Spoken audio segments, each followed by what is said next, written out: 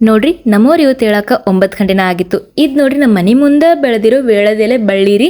ಹಂಗೆ ಅವ್ರು ಇವತ್ತು ಹಾಲು ಹಾಕಿ ಪ್ರೋಟೀನ್ ಪೌಡರ್ ಹಾಕಿ ಓಟ್ಸ್ ಹಾಕಿ ಸೀಡ್ಸ್ ಹಾಕಿ ತಮ್ಮ ಪ್ರೋಟೀನ್ ನಾಷ್ಟನ ರೆಡಿ ಮಾಡ್ಕೊಂಡಿದ್ರಿ. ನಮ್ದಂತೂ ನಾಷ್ಟದು ಎಲ್ಲ ಆಗಿತ್ತು. ನಾವು ನಮ್ಮ ಅತ್ತಿಯವರ ಅಣ್ಣನ ಮನೆ ಶಾಂತಿಗೆ ಹೋಗ್ಬೇಕಂತ ಹೇಳಿ ಚಪಾತಿ ಹಿಟ್ಟು ನಾದಿ ಚಪಾತಿ ಮಾಡಿ ಲಘು ಲಘು ಮಾಡ್ಬೇಕಂತೇಳಿ 2 ತವಿ ಇಟ್ಕೊಂಡು ಬೇಯಿಸಿ ಚಪಾತಿ ಎಲ್ಲ ಮುಗಿಸಿದೀವ್ರಿ. ಹಂಗೆ ನಾವು ಟೊಮೆಟೊ ರೈಸ್ ಮಾಡಿದ್ದೀವ್ರಿ. ಅದಾದ್ಮೇಲೆ ನಮ್ಮ ಅತ್ತೆ 2 ಥರ ಪಲ್ಯ ಮಾಡಿ ಕಟ್ಕೊಂಡು ಎಲ್ಲ ಆಗಿ ಎಲ್ಲ ಬ್ಯಾಗ್ ಪ್ಯಾಕ್ ಮಾಡಿ ಹೊರಗೆ ರೆಡಿಯಾಗಿ ನಿಂತ್ಬಿಟ್ಟಿದ್ದೀವ್ರಿ.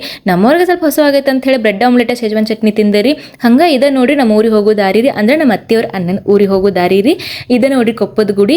ಹಂಗೆ ನಾವು ಅನ್ಕೊಳತ್ತಿದ್ವಿ ನವಿಲಿ ಜಾಸ್ತಿ ಕಾಣ್ತಿರ್ತಾವ ಅಂತ ಹೇಳಿ ನೋಡೋಟಿಗೆ ನವಿಲ್ ತನ್ನ ಗರಿ ಬಿಚ್ಚು ಕುಣ್ಯತಿತ್ರಿ. ನಮಗಂತೂ ಮನಸ್ಸಿಗೆ ಭಾಳ ಖುಷಿ ಆಯ್ತು.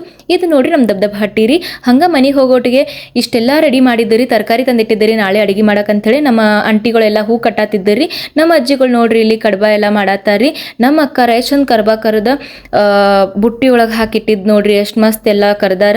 ಹಂಗೆ ಹೆಣ್ಮಕ್ಳಿಗೆ ಬಳೆ ಉಡಿಸ್ಬೇಕಂತ ಹೇಳಿ ಬೆಳಗಾರನ ಕರೆಸಿ ಪೂಜಾ ಮಾಡಿ ಬಳೆ ಎಲ್ಲ ಉಡಿಸೋ ಪ್ರೋಗ್ರಾಮು ಮಾಡಿಬಿಟ್ಟಿದ್ದೀರಿ.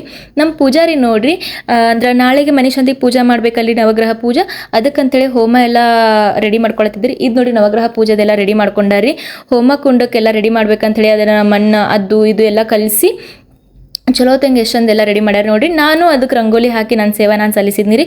ನಮ್ಮವ್ರಿಗೆ ಟೈಮ್ ಆಯಿತು, ರಾತ್ರಿ ಆಯಿತು, ಊಟ ಮಾಡಿ ಮಲಗಬೇಕಂತೇಳಿ ಅವ್ರ ಅಜ್ಜಿ ಮನೆಗೆ ಅವ್ರು ಹೋದ್ರಿ. ಇದಾಯ್ತು ರೀ ಇವತ್ತಿನ ಲಾಗ್. ಥ್ಯಾಂಕ್ ಯು ರೀ.